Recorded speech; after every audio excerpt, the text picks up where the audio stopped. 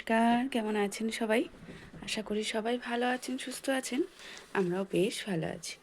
সোনা অফিসিয়াল 410 আরেকটি ব্লগে আপনাদের সবাইকে জানাই অনেক অনেক স্বাগত, ভালোবাসা।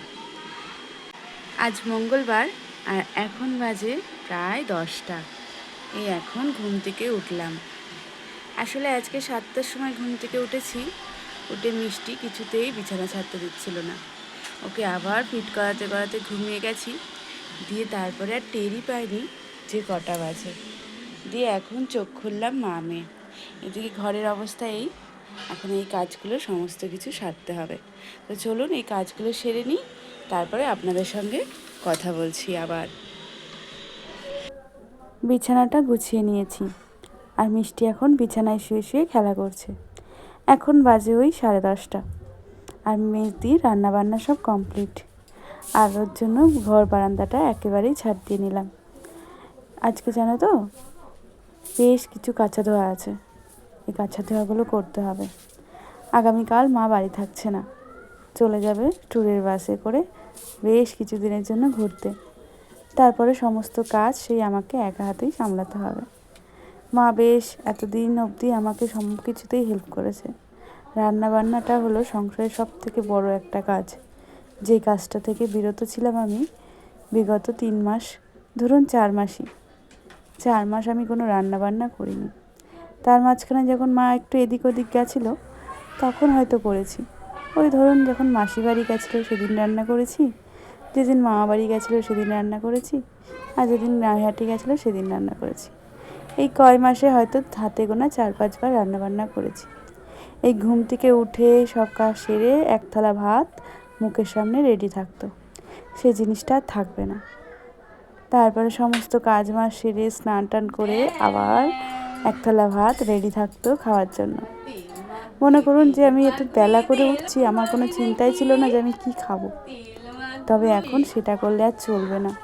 কালকে থেকে আবার একটা নতুন জীবনের মতো শুরু হবে।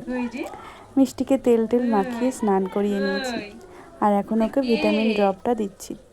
মেয়ে আমার স্নান করলেই বেশ ঘুমিয়ে ঘুমিয়ে পড়ে।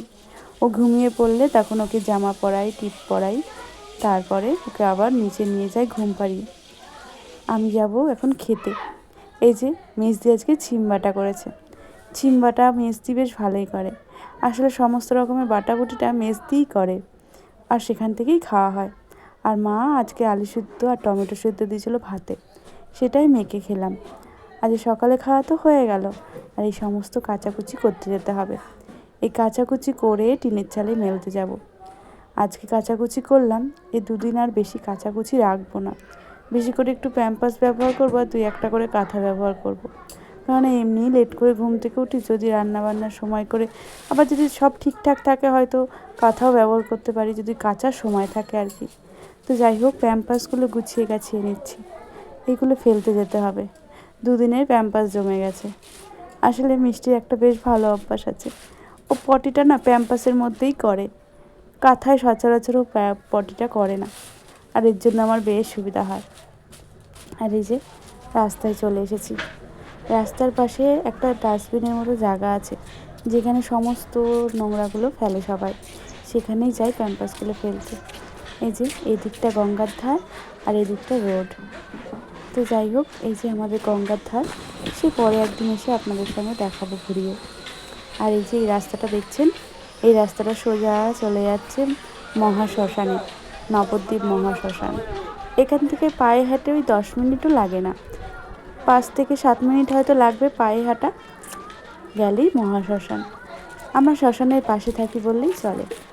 যাই হোক, এটা ফেলে দিয়ে এখন বাড়ির দিকে যাব, গিয়ে দুপুরবেলা খাওয়া সারতে হবে। তো যাই হোক, এই যে আমি একেবারে স্ট্রবেরিগুলো বার করলাম। ওই যে ওর বাবা কালকে কলকাতায় গেছিলো, আপনাদের সঙ্গে তো শেয়ার করেইছি। তোর বাবা ট্রেনের থেকে কিছু না কিছু আনে। আর এই স্ট্রবেরিটার কথা একটা আলাদা গল্প আছে। বেশ কিছুদিন আগে, প্রায় 1 বছরই ধরুন, ও স্ট্রবেরি খেতে খুব চেয়েছিল অর্পণ। শুধু একটাই কথা, কাকিমণি স্ট্রবেরি আনবা কবে, কাকিমণি স্ট্রবেরি আনবা কবে। ওর কাকা সময় পেত না, আর চোখের সামনেও দেখতে পেত না, তাই আর আনা হতো না। তবে কালকে নাকি ট্রেনে চোখে দেখেছে, তার জন্য নিয়ে এসছে। তবে বাক্সর ওপর থেকে ভালো লেগেছিলো বলে এনেছিল, কিন্তু কয়েকটা বেশ দাগি। যাই হোক, আর বাক্সটা না চেপকে গেছে। আসলে মালের ব্যাগের মধ্যে করে নিয়ে এসছে, তাই রসালে ফল তো একটু চেপকে চুপকে গেছে। তো যাই হোক, ওরা তো এখন স্কুল টিস্কুলে রয়েছে, আসুক তখন দেব। আর এই যে দিলকুশ, ট্রেনে গেলে এই দিলকুশ আনবে না আমার জন্য, তা হতেই পারে না। এটা আমার সব থেকে ফেভারিট খাবার। তা একটা স্ট্রবেরি আমিও খেয়ে নিলাম।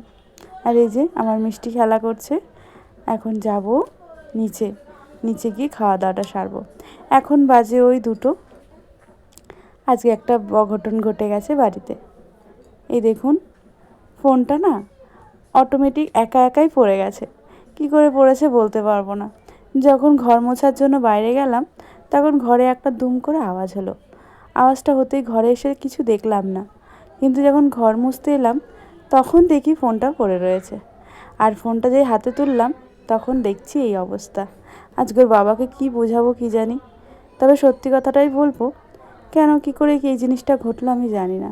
এই ফোনটার বাবার বড্ড শখের। যাই হোক, শখের জিনিস এইভাবে নষ্ট হয়ে যাবে, ওর বাবা একটু যদি চিল্লামিল্লি করে, কিছু করার নেই। যাই হোক, সত্যি কথাটাই বলবো। আর এই যে দুপুরবেলা খেতে চলে এসেছি নিচে। আজকে হচ্ছে গিয়ে কালকের বাসি ডাল ছিল, আর মা ওই যে টমেটো আলু শুদ্ধ দিয়েছিল, আর এই চিপস দিয়ে খাবো। আর মা রুই মাছের ঝোল করেছে, সেটা দিয়ে দুপুরে খাওয়া সারবো। মিষ্টি এখনও জ্যাঠার কোলে রয়েছে। আর এই যে খাওয়া দাওয়া করে ওপরে চলে এসেছি। তো চলুন, আজকে ব্লগটি এখানেই থাকলো। সবাই ভালো থাকবেন, সুস্থ থাকবেন, আর অবশ্যই কমেন্ট করে জানাবেন আজকের ব্লগটি কেমন লাগে। এদিকে মেজদি দিলকুশটা খুলেছে, ও একটা খাচ্ছে, আমি একটা খাচ্ছি। এখন দুপুরবেলা ঘুমাবো। সবাই ভালো থাকবেন, সুস্থ থাকবেন।